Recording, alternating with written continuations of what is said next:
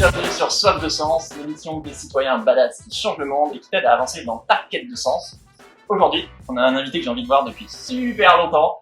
On va parler d'une médecine plus humaine, notamment en ces temps de Covid, de soigner les gens. Et pour ça, on est avec Baptiste Beaulieu, qui est médecin, mais aussi romancier. Salut Baptiste. Bonjour Pierre. Ça va bien? Ouais, très bien, je suis content d'être là. Si tu veux gagner le super livre de Baptiste Beaulieu, alors voilà, Les 1001 vies des urgences et la BD qui va avec, et partage cette vidéo sur Instagram et tag-nous tous les deux. Tu voulais devenir médecin et raconter des histoires. Et du coup, tu l'as fait. J'ai fait les deux. Ouais, là, tel que tu me vois, t'as un petit garçon qui a réussi à accomplir ses deux rêves, quoi. C'était vraiment la médecine ou l'écriture, parce que dans ma tête d'enfant, on pouvait pas faire les deux, c'était pas possible. Bah oui. Et t'es aussi chroniqueur chez France Inter le lundi matin. Tout à fait. C'est pour ça qu'on n'est pas dans mon décor, parce qu'on est juste en bas des locaux de France Inter, dans le café Les Ondes, qui nous accueille gentiment. T'es devenu connu via ton blog qui s'appelle Alors Voilà. Tout à fait. Justement, tu racontes des histoires souvent bouleversantes parce que de patients dans la santé ou de soignants. Et moi, je trouve que tu as cette capacité à montrer ce qu'il y a de plus humain chez l'être humain qui me touche beaucoup et qui touche beaucoup de monde apparemment. Est-ce que tu peux nous dire pourquoi, toi, ça te tient autant à cœur de militer pour une médecine plus humaine? En fait, c'est tout bête. C'est que, tu sais, quand on regarde le journal de 13 heures ou le journal de 20 heures, on n'entend parler que des choses extrêmement négatives. En fait, on racontera jamais, tu sais, l'aide-soignante qui a ramassé un vieil homme qui était tombé, et juste ce geste-là, tu vois, d'un vieux monsieur arrivé en bout de course qui tombe et d'une jeune femme qui le remet sur pied. Et ça arrive tous les jours partout en France, dans plein d'hôpitaux. C'est le quotidien des soignants. On n'en parle jamais. Et pourtant, là, il y a pour moi un acte qui fait œuvre de civilisation, tu vois, et c'est parce qu'il y a des aides-soignantes qui ramassent des personnes âgées qui sont tombées qu'on est une civilisation et pas un pays barbare. Et j'avais envie de raconter tous ces petits actes qui font que nous sommes une civilisation. Ouais, tu parles de réconcilier le lien entre soignants et soignés, quoi. Oui, parce qu'il y a des tas de raisons pour lesquelles parfois les patients et les patientes peuvent être fâchés avec le milieu médical, notamment parce que, enfin, tu sais Pierre, c'est tous les milieux où il y a une relation de domination, et c'est le cas du milieu médical, puisqu'on est en position de sachant, nous les soignants. La personne est malade, nous sommes bien portants a priori, elle est parfois toute nue sous une blouse, nous on est habillés, et elle est allongée, nous on est debout, donc il y a vraiment une relation de domination, un ascendant qui peut se créer, et dans tous les systèmes où il y a une relation de domination, se sécrète naturellement de la maltraitance parfois, qui font que les patients peuvent en vouloir, et à juste titre et avec raison, aux médecins. Et donc moi j'avais envie d'essayer de raconter les histoires du côté du patient et du côté des médecins, pour essayer de créer une sorte de pont, de terrain d'entente, et le terrain d'entente naturel, c'est notre humanité commune. Ton blog s'appelle Alors Voilà, justement, parce que quand un médecin annonce une mauvaise nouvelle, souvent, il va commencer sa phrase par Alors voilà, et terminer la phrase vous avez un cancer, madame, par exemple. Est-ce que c'est vrai que en je sais pas combien, 7-10 ans d'années de fac de médecine, t'as eu qu'une heure de formation pour savoir comment annoncer une nouvelle grave à quelqu'un? Bien sûr, et ça tu peux le demander à d'autres médecins. Je sais que tu as un médecin dans ta famille, demande-lui. On soigne des êtres humains, on est des êtres humains qui soignons d'autres êtres humains, c'est ça le cœur de notre métier. Donc c'est important de savoir de quoi ils souffrent et comment les soigner, mais savoir comment leur parler, ça on ne l'apprend pas, et a fortiori comment leur parler de quelque chose d'aussi intime que la mortalité, que la faim, notre propre faim, ça on n'est pas du tout formé, et du coup on se retrouve dans des situations parfois effrayante. Moi, j'ai vu, en tant qu'étudiant, j'ai vu des médecins rentrer dans la pièce de patients qui avaient été hospitalisés pour une asthénie, une fatigue, juste une fatigue. C'est-à-dire, tu rentres, t'es fatigué, tu dis, j'aimerais bien savoir pourquoi je suis aussi fatigué.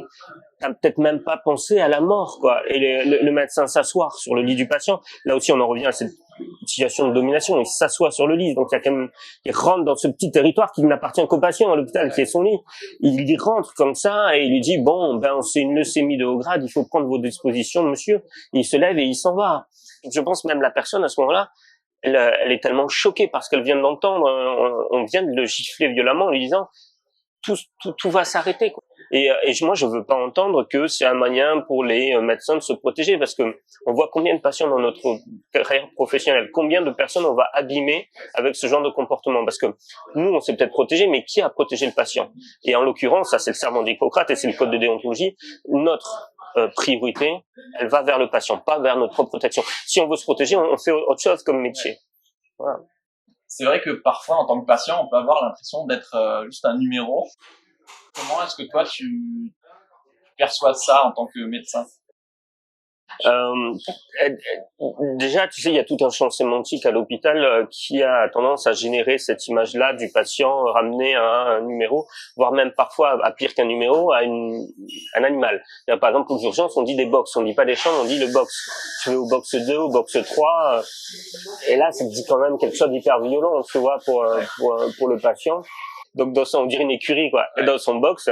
Alors moi, comment je gère ça? C'est compliqué, parce que tu sais, l'être humain, on est même avec toute la meilleure volonté du monde, d'être parfois maltraitant.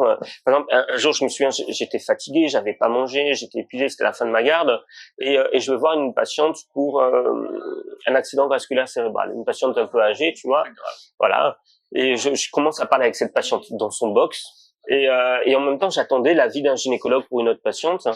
Et donc là, ça frappe à la porte et l'infirmière passe la tête et dit, voilà, il y a le gynécologue qui est arrivé pour ton autre patiente. Et je me souviens avoir dit, j'arrive, je termine avec l'AVC. Et devant la patiente. Et la patiente me dit, mais je suis pas un AVC, moi. Voilà. Et je suis sûr qu'elle est rentrée chez elle en se disant que j'étais un petit connard d'interne, qui avait rien compris à son métier. Et à ce moment-là, je pense qu'elle avait raison. Mais parce que et c'est ce que j'essaie d'expliquer à travers mes écrits, c'est que on est des êtres humains, donc on est faillible aussi, et que évidemment, elle n'est pas un AVC, pas qu'un AVC. Et je l'aurais reçu le matin quand je venais de me réveiller, de manger, tout ça, en arrivant à ma garde. Probablement que j'aurais pas eu cette réflexion-là qui était totalement déshumanisante pour elle, quoi. Et donc c'est toujours ça que j'essaie de montrer. Pareil, quand je reçois le récit d'un infirmier, tu vois, qui me dit qu'il aime son métier, que ça fait 30 ans qu'il le fait, qu'il essaye vraiment d'y mettre du cœur et d'être présent pour les patients, à l'écoute, aux petits soins, mais que un matin, il s'est engueulé avec sa femme, il est arrivé au travail, il était très contrarié, il arrêtait pas de penser à cette engueulade qu'il a vue avec sa conjointe. Ouais. Il était en train de s'occuper d'un patient qui était sur la chaise percée. C'est une chaise où on fait nos besoins quand on peut pas aller aux toilettes parce qu'on est trop fragile, avec un trou au milieu. Et on l'a appelé dans une autre pièce et il est parti en laissant la porte ouverte. Et là, la famille est arrivée dans le couloir et a vu qu'il y avait la porte ouverte avec le papy qui était sur la chaise percée et que tout le monde, en passant dans le couloir, pouvait voir le papy en train de faire ses besoins, ce qui est un acte intime, tu vois. Et la famille, et à juste titre, a gueulé, a dit c'est pas normal, c'est pas humain. Et l'infirmière m'écrivait des mots qui étaient très touchants en disant que qu'il était désolé, que la famille avait raison. Donc ça, c'est important. Que lui, ça fait 30 ans qu'il fait ce métier, donc. Et c'est vrai, et ça je le crois, que 30 ans dans le vomi, le crachat, les urines, les selles, au bout d'un moment, ça vous fait plus rien et ça se normalise et voir un être humain faire caca ou vomir, l'aider à nettoyer sa propre merde, c'est des tabous qui sautent, quoi. Et je t'assure, Pierre, c'est étonnant de voir à quel point, en très peu de temps, en quelques jours à peine, nos tabous sautent sur ces sujets-là.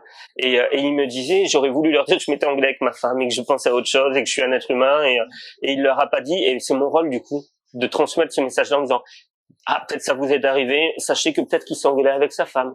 Peut-être ça fait 30 ans qu'il fait ce métier et que pour lui, il n'y a plus les mêmes tabous que pour nous. Ce qui n'enlève rien à votre droit légitime d'être choqué. Oui. Mais connaissez aussi l'histoire de l'autre côté, quoi.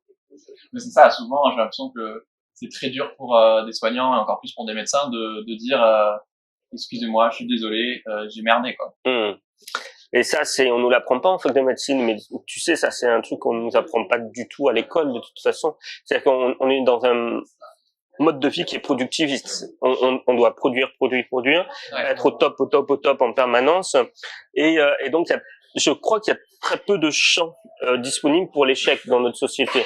Et encore moins pour la reconnaissance de cet échec, qui est toujours vécu comme une forme d'aveu de faiblesse, quoi. Et ça, la faiblesse dans un modèle productiviste, elle n'est pas pardonnée. Et du coup, je crois qu'on devra apprendre, mais dès l'école, pas seulement en l'école de médecine, même plus avant, à dire, c'est pas grave de se tromper. 2, c'est pas grave de le reconnaître. Et surtout 3, il y a rien de terrible à s'excuser. Et ça, c'est un truc qu'on nous apprend pas. Souvent, quand on s'excuse, on a l'impression de s'abaisser. Alors qu'en fait, c'est l'inverse. je pense qu'en plus, et là on va toucher du doigt à quelque chose qui est l'éducation genrée, c'est que les garçons, je pense, sont sociabilisés à beaucoup moins se remettre en question et s'excuser que les filles. Parce qu'on doit toujours être au top, le meilleur au foot, celui qui se plaint jamais, qui pleure pas, voilà. Et faut pas pleurer, faut pas reconnaître ses échecs. Il y a qu'un pas qui est franchi très régulièrement au cours d'une éducation masculine. Hein. La première vidéo de Soif de Sang, c'était sur la charge mentale. D'accord. Je crois que tu peux. Oui, bien sûr. Donc, elle en a bien parlé de la charge émotionnelle. Ouais. Pour toi, quel est le lien entre un médecin justement qui peut être en retard, irrité, ou parfois maladroit au niveau local, et notre système ultra-libéral? C'est intéressant ce que tu dis là, parce que il faut distinguer deux choses. Je pense la maltraitance individuelle, parce qu'il y a la même proportion de connards dans la population médicale que dans la population générale, et donc il y a parfois de la maltraitance médicale qui n'a strictement rien à voir avec une maltraitance institutionnelle ou le fait d'être médecin. Parfois vous tirez le mauvais numéro et vous tombez sur quelqu'un qui n'a pas de cœur, n'est pas bienveillant, tout simplement,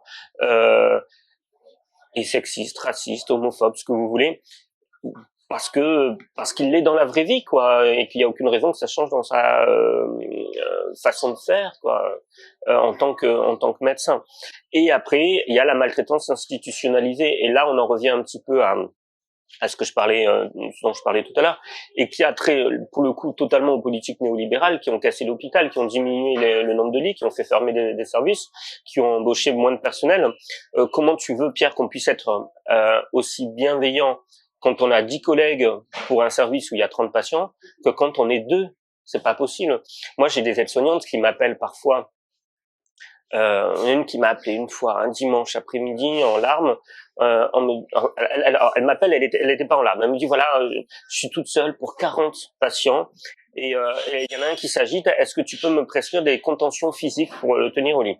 Et je dis oui, mais est-ce qu'il y a une raison médicale? Est-ce qu'il y a une justification médicale? Est-ce qu'il menace de sauter par la fenêtre, de partir tout seul? Elle dit non, c'est juste qu'il s'agite et moi je peux plus. Je dis mais je peux pas te faire cette prescription parce que médicalement parlant, elle est pas justifiée, quoi. Elle a 40 personnes à gérer. Et elle s'est mise à pleurer parce qu'elle s'est rendue compte de ce qu'elle m'avait demandé, qui était d'attacher un individu à un lit parce qu'elle était toute seule et qu'elle n'arrivait plus à gérer. Et donc là, on est typiquement dans ce que je te disais tout à l'heure, la maltraitance institutionnalisée, parce que cette aide-soignante n'est pas maltraitante. C'est le système qui la rend maltraitante, tu vois. Elle n'est pas ontologiquement maltraitante. Mais du coup, crois-moi, je suis pas sûr qu'elle soit rentrée chez elle ce soir-là en se disant je fais un super métier, je suis heureuse de le faire et je pense être bonne à mon métier, quoi. Non.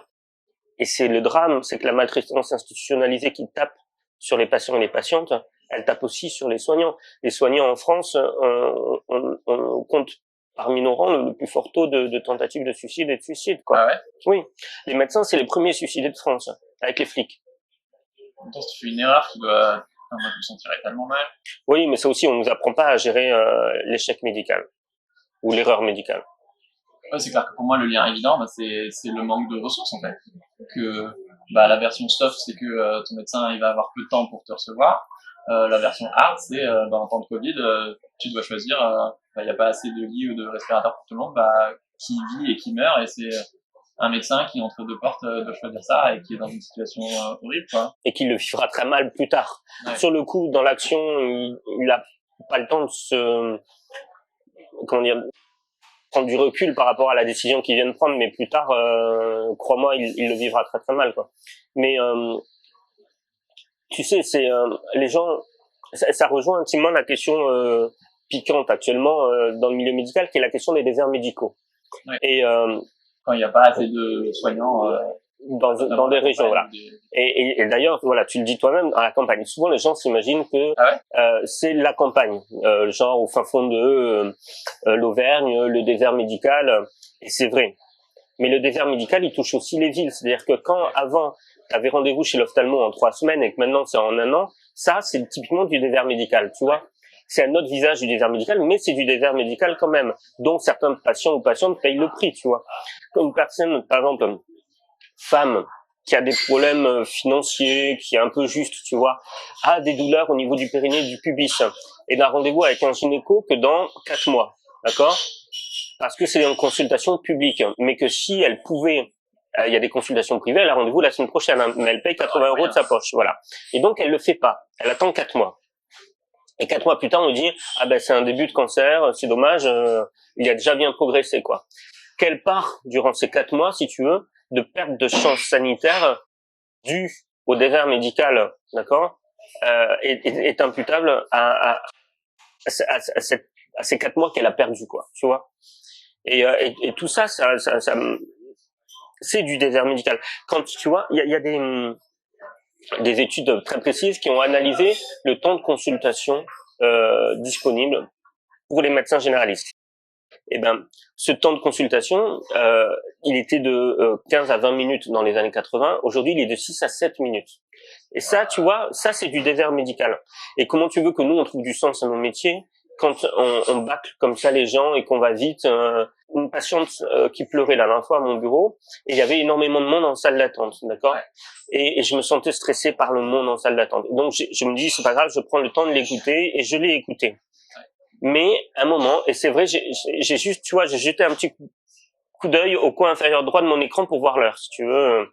Et elle a vu que j'avais fait tu vois, juste ce geste-là de regarder l'heure, et elle a dit tout de suite, oh, excusez-moi, je vous prends du temps, docteur, je suis désolé, vraiment, pardon, et on devrait pas s'excuser de pleurer dans nos sociétés, tu vois. On devrait pas s'excuser d'être mal chez son médecin, quoi. Et moi, ça m'a fait me sentir mal, ça l'a fait sentir mal, et typiquement, ça, c'est la faute d'aucun de vous deux, quoi. C'est la faute d'aucun de nous deux, quoi. Donc en fait, le vrai problème, c'est pas le Covid. Le vrai problème, c'est le manque de soignants, le manque de lits, le manque de personnel et les budgets de l'hôpital et de la santé qu'on a écrémés depuis des décennies, quoi. Mais tu sais, ils nous ont placés dans une position, comme je l'écrivais hier, en rhétorique, ce qu'on appelle un faux dilemme, Ouais. qui est on doit confiner les gens pour leur sauver la vie, parce que sinon les hôpitaux vont être engorgés et on pourra pas soigner tout le monde, d'accord? Ça, c'est un faux dilemme, c'est-à-dire que si on avait mis suffisamment d'argent dans la santé, d'accord, qu'on avait ouvert suffisamment de lits, embauché suffisamment de gens, payé décemment, on n'aurait pas eu besoin peut-être du confinement. On aurait privilégié quoi? On aurait privilégié la distanciation physique, les gestes barrières, mais confiner tout un pays et c'est évident qu'il va y avoir des répercussions économiques, et qui dit répercussions économiques dit un impact direct sur la santé des gens. C'est la plus grande récession depuis 1945. Évidemment qu'il y a des gens qui vont être au chômage, en situation de grande précarité. C'est illusoire de penser que l'état de santé de ces gens ne va pas être impacté par leur état social. Et donc, ça, on ne pourra pas le quantifier, mais ça va occasionner des morts, de la détresse, de la dépression, des suicides, de l'alcoolisme. Et donc, parce qu'on a une politique de santé publique qui est nullissime, d'accord, et qui cherche à rentabiliser l'hôpital, à cause de ça, on va se retrouver avec ce faux dilemme de dire il faut protéger la population vulnérable. Et ça, c'est vrai. Oui. Et puis c'est surtout que, comment dire, c'est illusoire de penser que la santé est un poste de dépense comme un autre, d'accord? La santé n'est pas un poste de dépense comme un autre. La santé n'a pas vocation à être rentable, c'est pas possible. On peut pas faire de l'argent sur la maladie, d'accord? Ou alors c'est toujours au détriment de quelqu'un, que ce soit le malade ou de la société, parce que ça coûte cher, d'accord, de faire de l'argent sur un malade.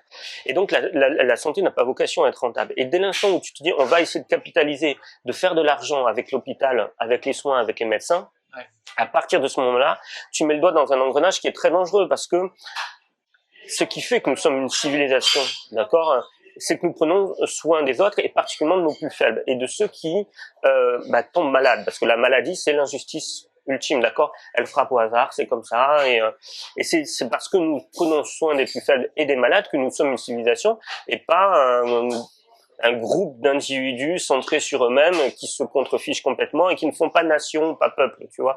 Ouais, ça me frappe à quel point, souvent on parle des conséquences de l'ultralibéralisme sur des vies humaines, mais dans la santé, le lien il est tellement direct, ça peut vraiment faire basculer ta vie, et on voit très bien en ce moment avec la pandémie, quoi.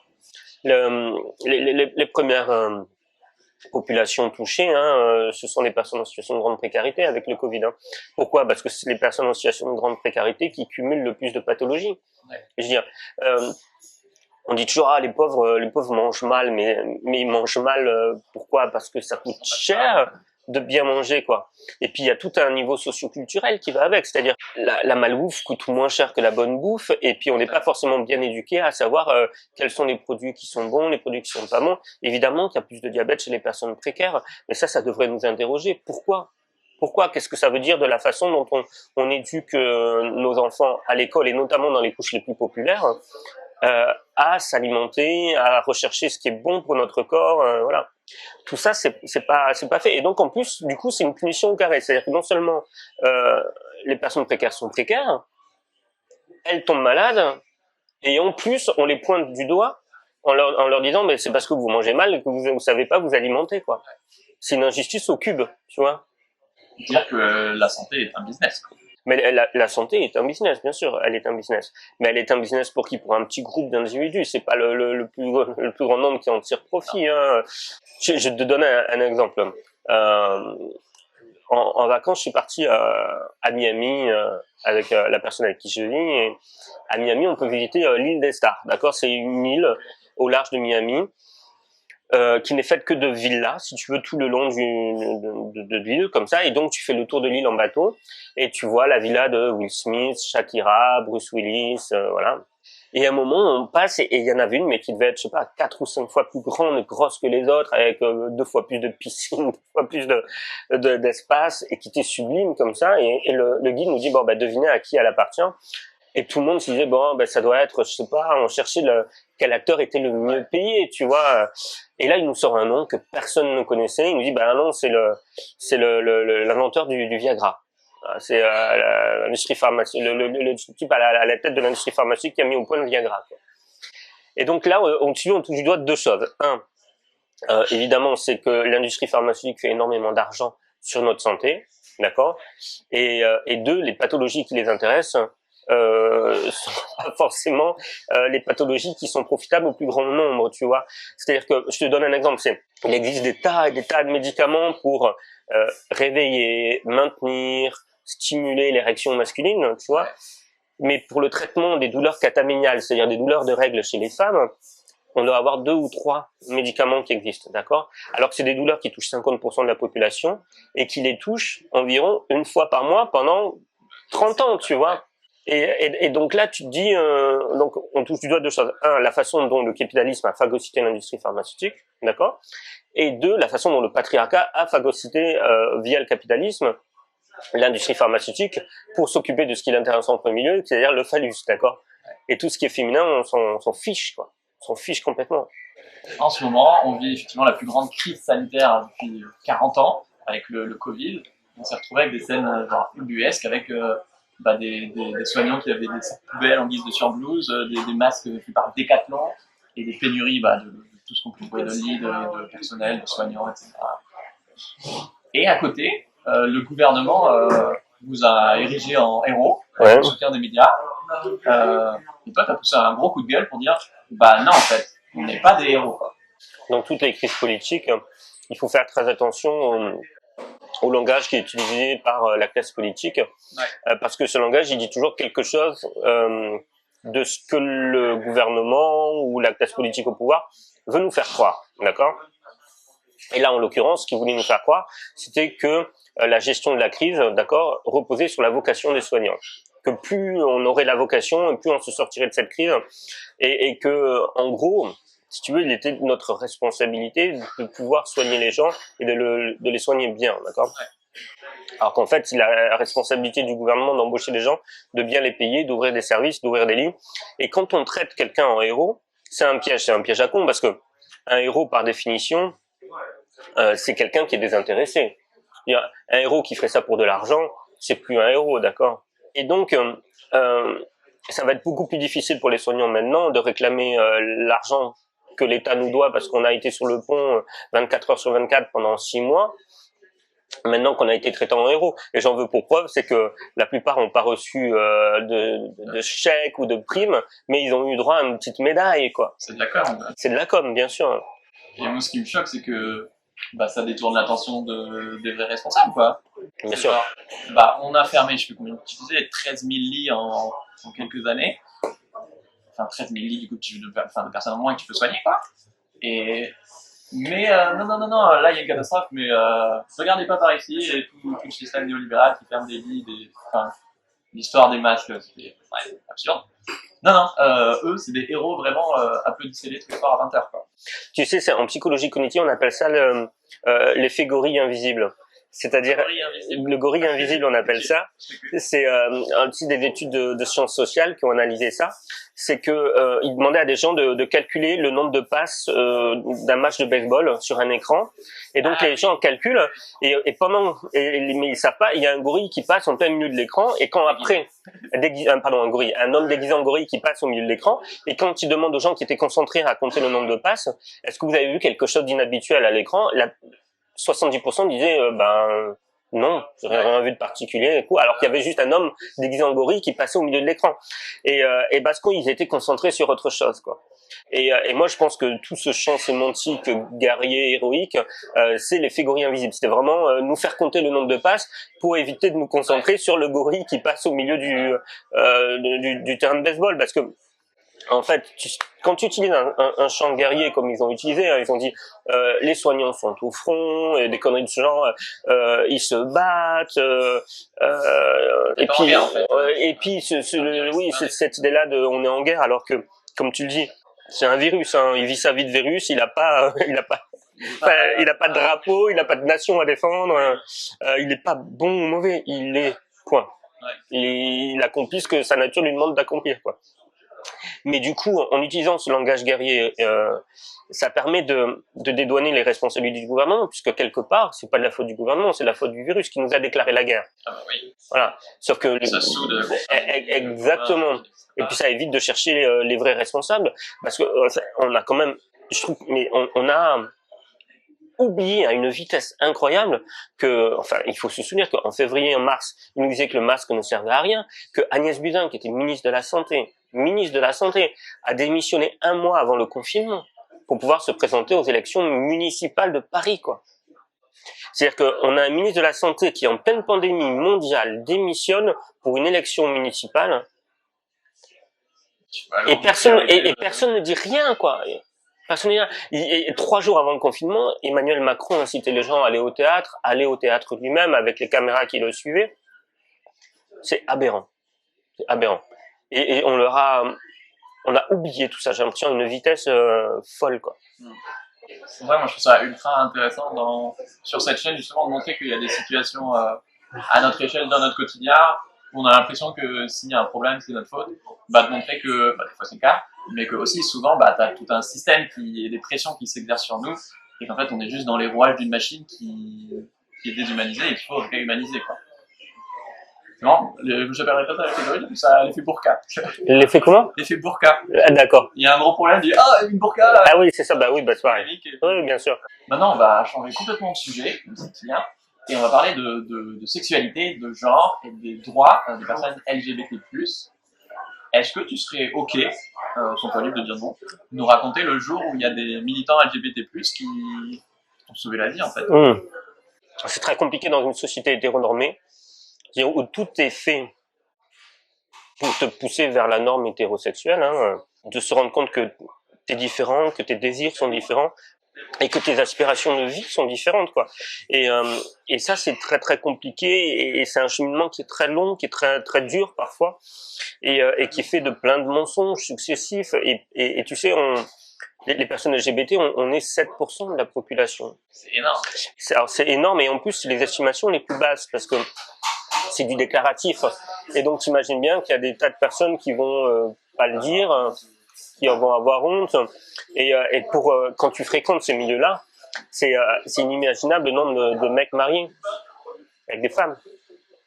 Et j'imagine bien que eux, si on les interroge dans la rue, est-ce que vous êtes homosexuel, diront jamais oui, tu vois. Et pourtant, ils font partie des 7%. Et on voit que dans les sociétés les plus avancées ou les plus là où le fait d'être homosexuel, lesbienne, trans est plus accepté, le pourcentage et donc le nombre de personnes qui se déclarent LGBT augmente. D'accord?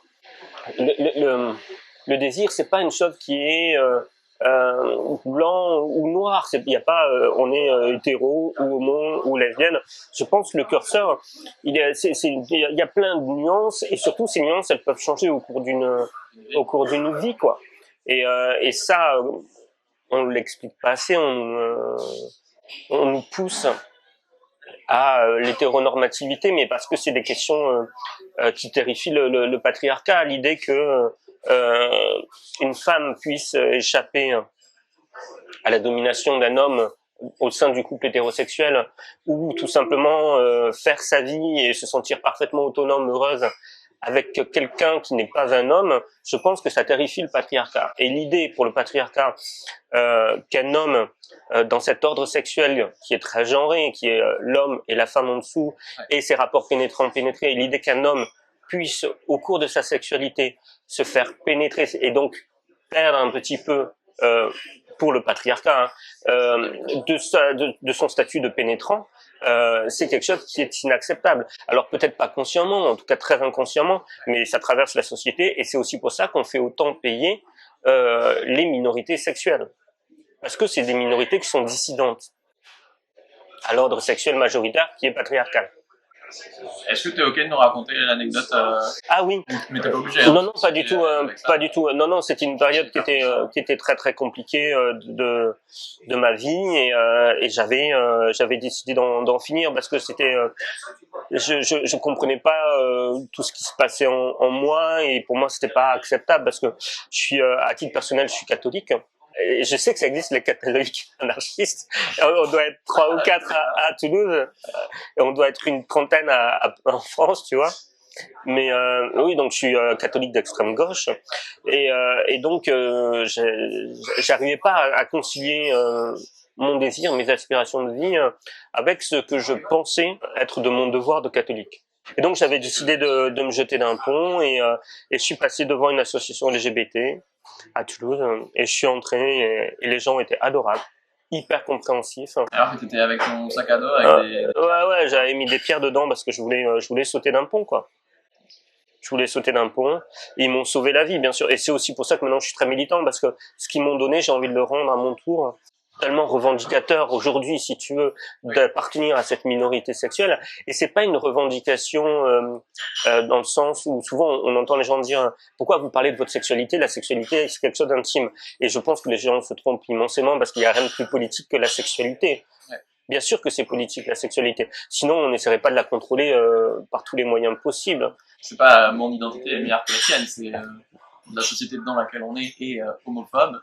Bien sûr. Je dis LGBT-phobe. Et du coup, c'est un sujet politique d'en parler parce que si toi t'en étais arrivé à vouloir te suicider, c'est parce que au quotidien, tu dois subir des agressions, des oppressions ou même faire de l'autocensure de peur d'en subir. Mais tu savais que ça existait. et tu vois, ça passe par des petites choses toutes bêtes. Déjà à 5-6 ans, hein, parce que tu sais, les gens ils disent toujours comment tu peux savoir que t'es homo à 11 ans, voilà. Mais parce qu'ils ont toujours ce regard qui est hétéronormatif sur les autres sexualités et qu'ils hypersexualisent. Et l'hypersexualisation, c'est de l'homophobie, c'est-à-dire que ils s'imaginent qu'à 11 ans, dans nos têtes, on dit moi je préfère sucer les bites, tu vois, alors qu'en fait à 11 ans, tu penses pas ça. À 11 ans, tu dis je préférerais envoyer un petit message, un petit papier. À un garçon plutôt qu'à une fille, tu vois, c'est pas question de sexualiser les choses, quoi. En fait, t'as la même sexualité que les hétéros, d'accord? Et à 11-12 ans, ta sexualité, elle est pas aussi, définie, ou en tout cas, trash que quand t'as 20 ans et que tu sais vraiment ce que tu veux, tu vois. Et t'es un enfant, et en fait, les enfants homosexuels sont les mêmes enfants que les enfants hétérosexuels, avec les mêmes désirs innocents qui est de je veux envoyer un petit papier à un garçon plutôt qu'à une fille, tu vois. Et donc il y a cette hypersexualisation qui est hyper violente. Et parallèlement à ça, quand tu rentres chez toi, et Didier Ribon, qui est un sociologue, il explique très bien, il dit que le racisme et l'homophobie, c'est intéressant parce que le racisme, quand tu es un enfant, par exemple racisé noir, tu peux subir le racisme à l'école, mais en théorie, quand tu rentres chez toi, tu retrouves un sanctuaire, parce que a priori, les enfants noirs ont des parents noirs, et que du coup, ils ne subiront pas le racisme à la maison, de la part de leur entourage. Alors, tu dis que quand tu es un enfant homosexuel, quelle que soit ta couleur de peau, ce sanctuaire-là, parfois, tu ne le retrouves même pas à la maison. Et moi, j'ai des souvenirs très, très forts. Je sais pas, je dois avoir 9-10 ans, et je sais déjà que je préférerais envoyer un petit papier à un garçon qu'à une fille, tu vois. Et on est dimanche soir et je suis dans les bras de ma mère, on regarde un film, tu vois. Et c'est La Cage aux folles qui passait sur France 2, France 3, je sais pas. Et tu vois toute ta famille rire et tu sens tu sais, le torse de ta mère qui s'agite et qui rigole parce que oh là là c'est deux garçons qui sont ridicules parce qu'ils sont efféminés et qu'en plus ils sont homo et qu'ils doivent s'enculer et ça fait rire tout le monde, tu vois. Et là tu sens quelque chose se briser en toi et tu mets une couche sur tout ça en disant ben en fait non, je parlerai jamais de ça à personne, quoi, parce que si ça fait rire même ma mère qui est censée être la personne qui t'aime le plus au monde, alors qui pourra accepter si ma mère en rigole? Qui peut comprendre, tu vois? Et donc tu mets des couches sur des couches sur des couches, et à la fin tu finis au bord d'un pont avec envie de mourir, quoi. Et c'est pour ça que justement c'est hyper puissant que bah, ces militants et aujourd'hui toi, il y a des personnes qui te disent non mais en fait on existe, ça existe, c'est normal et t'as le droit en fait. C'est 7% de la population, quoi. Et il y a pendant longtemps, tu sais, j'ai utilisé cet argument de c'est pas un choix, on choisit pas d'être hétéro, on choisit pas d'être homo, et donc il y a aucune raison de discriminer les homosexuels, les lesbiennes ou les trans, puisque de la même manière que t'as pas choisi d'être hétéro, t'as pas choisi d'être LGBT. Et ça, c'est un argument que j'utilisais longtemps, et en fait, je l'utilise plus parce que je le trouve caduque. Parce que quand on réfléchit bien sur le sens politique des choses, quand bien même ce serait un choix, pourquoi on le criminaliserait, tu vois ce que je veux dire? Et là c'est une vraie, on touche du doigt une vraie question, c'est-à-dire que en gros c'est on est innocent parce que c'est pas notre faute, voilà. On peut sous-entendre que c'est une maladie ou d'un truc naturel, etc. Et quand bien même ce serait pas naturel et un choix, qu'est-ce que ça dit de notre société qu'on criminalise ce choix-là, tu vois? Et là cette question-là elle est passionnante, je trouve. Ce week-end, je marchais dans la rue avec ma chérie, je tenais la main, quoi, et j'ai eu un espèce de déclic où j'étais là. Mais en fait, je me suis jamais de ma vie, j'ai eu peur de prendre la main de ma chérie. Ouais. Parce que je suis hétéro. Et tout d'un coup, j'ai pris conscience de la violence que ça pouvait être d'être dans une société homophobe, quoi. Dans la vie quotidienne, on ne sait pas qu'on est homo. Les seuls moments où on sait qu'on est homosexuel, c'est quand on se fait traiter de sale pédé dans la rue. Et donc, si tu veux, les premières personnes à brandir notre orientation sexuelle, c'est pas nous. C'est les personnes qui, dans la rue, vont nous traiter exactement, si tu veux. Et du coup, il y a une injustice qui me fait doucement rire. On dit arrêtez de parler de vos orientations sexuelles, mais arrêtez de nous rappeler qu'on est homo dans la rue, alors, tu vois. C'est ça que j'ai réalisé en préparant cette interview, c'est que ça dure en tant que personne hétéro de réaliser à quel point bah, l'homophobie tue tous les gens en fait. Elle tue ou elle blesse parce que bah, tu le vois pas quoi. C'est comme en tant que mec voir les violences contre les femmes, tu le vois pas donc tu penses que ça existe pas en fait. Et je trouvais que cette stat était folle de dire un ado homo ou transsexuel a 8 fois plus de risques de se suicider qu'un autre. Parce que bah, entre les insultes, les menaces, les agressions physiques, les parents qui virent leur enfant de la maison, et à l'étranger c'est encore plus violent. C'est un vrai problème. Ça, c'est important de rappeler que ces jeunes-là, ils se suicident pas parce qu'ils sont homo, lesbiennes ou trans. Ils se suicident parce qu'ils sont soumis à l'homophobie, la lesbophobie, la transphobie.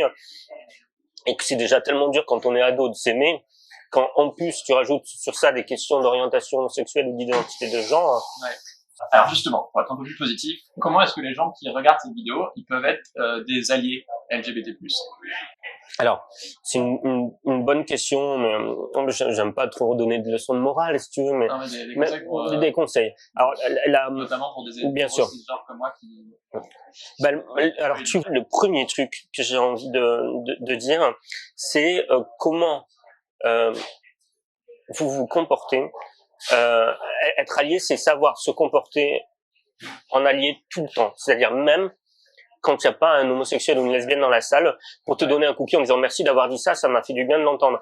Le véritable allié, c'est celui qui, quand il y a que des hétéros et qui a son meilleur pote hétéro qui va dire une insulte à base de sale pédé ou un truc comme ça, va lui dire en fait tu sais cette insulte elle fait souffrir des tas de gens et elle concourt comme ça à diffuser au sein de la société l'idée que les homosexuels sont des sous-hommes si tu veux et que je peux t'insulter en te traitant d'homme pénétré, quoi. Et en plus, ça fait du mal aux femmes parce que c'est hyper sexiste comme insulte. Hein, et donc, un allié, c'est celui qui est capable de reprendre son oncle, son meilleur ami, y compris en petit comité hétérosexuel, quoi. Voilà. Et ça, c'est le premier, enfin, peut-être le truc le plus important, quoi. Et la deuxième chose importante, c'est mais je me l'attribue aussi pour les autres oppressions qui ne me concernent pas, c'est quand une personne qui est concernée par une oppression vous dit là, ce que tu viens de faire ou ce que tu viens de dire, ça me blesse, pas partir du principe que oh, mais t'es vachement susceptible, écoute, c'est rien, voilà. Ben, en fait, non, j'ai pas le vécu de la personne. Si elle me dit ça, c'est que ça doit résonner avec quelque chose qu'elle a vécu, que moi je n'ai pas vécu, donc je ne peux pas comprendre. Et donc je me tais, je l'écoute et j'essaye de comprendre, quoi. C'est peut-être que elle, c'est sa 10e agression de la journée, en fait, et que... Bien sûr. Bien sûr, ou alors que ça fait écho avec quelque chose dans le passé qu'elle a vécu et qu'elle a toujours pas résolu, quoi. Ouais. Elle a toujours pas résolu et donc je pense que l'allié c'est aussi celui qui est capable de mettre un petit mouchoir sur ses sentiments et de pas se sentir brimé parce que on lui interdit de dire le mot pédé, quoi. L'empathie, c'est le mot qui te définit, je trouve. C'est pour ça que je suis autant touché par ton taf. Et justement, tu disais que s'il y a autant de problèmes dans la société, c'est très lié à notre manque d'empathie, qu'on a beaucoup de mal à se mettre à la place de l'autre, et notamment des minorités, ou en tout cas des groupes dominés, que ce soit les femmes, on a parlé des personnes LGBT, mais aussi des personnes en situation de handicap, les étrangers, etc. Alors que sachant que si on a plus d'empathie envers les autres, forcément, il y aura sûrement beaucoup moins d'injustice. Alors, docteur Beaulieu, comment est-ce qu'on fait pour avoir plus d'empathie? Moi, ce que je sais, c'est que j'ai un professeur un jour qui... je lui avais présenté le cas de mon patient, qui était un patient âgé, qui était tombé, qui était resté plusieurs heures par terre. Et donc, j'avais fait une super belle présentation sur le cas, tout ce que ça engendrait sur le plan physiopathologique de rester allongé à son âge par terre pendant des heures et tout. Et le chef, à la fin, m'avait dit, ce patient, est-ce que tu l'as mis toi-même par terre? J'ai dit, non, pourquoi je l'aurais mis par terre? Et ben, tu vas le voir, tu le mets par terre, et tu vois pourquoi il a pas pu se relever, et tu lui apprends à se relever, parce qu'on a des techniques pour les personnes âgées, pour se relever. Et donc, j'avais passé des heures avec ce patient pour connaître son cas, si tu veux, et pas un seul instant je m'étais mis à sa place, c'est-à-dire donc je me suis retrouvé dans cette chambre avec ce patient que j'ai mis par terre, je me suis allongé à côté de lui et ensemble on a appris à se relever. Et tu vois ça, mais il n'y a pas besoin du coup d'être en pâte ou de ne pas l'être, puisque là tu l'es par les faits, tu vois, par l'action. Et donc, je pense qu'il y a une empathie, même si c'est difficile parfois, on peut y arriver juste par l'action, par les faits. Et je pense qu'après, ça génère une connivence entre lui et moi, et de cette connivence peut naître une empathie, c'est-à-dire arriver à reconnaître dans le visage de l'autre son propre visage, ses propres angoisses et l'envie d'aider l'autre comme on s'aiderait soi-même, quoi. Parce que justement, toi, tu poses régulièrement des coups de gueule contre des injustices, qu'elles soient sexistes, homophobes, etc. Et je trouve ça hyper nécessaire, mais je pense. À côté de l'empathie, il y a aussi comment être plus courageux, quoi. Toi, t'as toujours eu ce courage-là? Je sais pas, mais je suis quelqu'un de très en colère en permanence, tu sais, moi, c'est l'injustice, ça me hérisse, je peux supporter beaucoup de choses, mais ça me hérisse. Vraiment, l'injustice, c'est un truc que je supporte pas. Et plus j'essaye d'en apprendre sur les discriminations, le sexisme, tout ça, et plus je me rends compte à quel point le monde dans lequel on vit est un mensonge complet. C'est un mensonge complet. Il y a une propagande générale, si tu veux, qui règle la société et qui nous fait croire que le monde dans lequel on vit est bien, il est correct, alors qu'en fait non, il repose sur tout un tas d'individus qu'on instrumentalise et je te donne un petit exemple rapidos, quoi. Ouais. Un téléfilm dans Arte, un documentaire sur Arte qui avait l'air magnifique, vraiment sur les hommes dont la compagne souffre de maladie d'Alzheimer et qui restent avec elle et qui les aident, etc. Et donc tout le monde en larmes devant ce documentaire sur ces personnes âgées et cet homme, enfin tous ces hommes qui sont altruistes, qui s'occupent de leurs femmes. Ouais. Et objectivement, on peut pas regarder ce documentaire sans se sentir profondément ému, en empathie avec ces hommes et aussi se dire ils sont incroyables, quoi, ce qu'ils font pour ces femmes-là. Sauf que si tu veux, dans les faits, statistiquement, on le sait, c'est que 9 aidants sur 10 en France sont des aidantes. C'est-à-dire que la plupart des hommes, quand leur femme tombe malade, divorcent ou quittent le domicile conjugal. Moi, je le vois avec les femmes qui souffrent de cancer, etc. Et du coup, quand je regardais ce documentaire, je me disais, mais quelle est la part de beauté de ce documentaire, mais aussi quelle est la part toute petite de propagande masculine patriarcale pour occulter un fait qui est que ce documentaire, il est joli, mais c'est une exception qu'on nous montre. Et ça, c'était pas dit dans le documentaire. Ça devrait être normal. Ça normalise les comportements des connards qui se barrent, qui divorcent. Et surtout, ça donne une image de l'homme qui est parfaite, si tu veux, qui est magnifique. Sauf que la réalité du monde dans lequel on vit, c'est pas celle-là. Et donc, moi, je pense qu'on est envahi comme ça de narratifs qui nous racontent une image du monde qui est contraire à la réalité. Et du coup, qui passe sur silence une certaine vérité, une certaine réalité, que ce soit le sexisme, l'homophobie, le racisme, etc. C'est pour ça qu'on est là, pour tout déconstruire. C'est du boulot. Tu veux gagner le super livre de Baptiste Beaulieu, alors voilà, les 1001 vies des urgences, c'est hyper humanisant. Et la BD qui va avec, partage cette vidéo sur Instagram et tag-nous tous les deux. Comme d'hab, je ferai tirer le sort dans 15 jours. Merci beaucoup Baptiste, c'était vraiment trop bien. Merci Pierre. Et je vous conseille les autres épisodes de Soif de Sens si ça vous intéresse. À la prochaine. Ciao!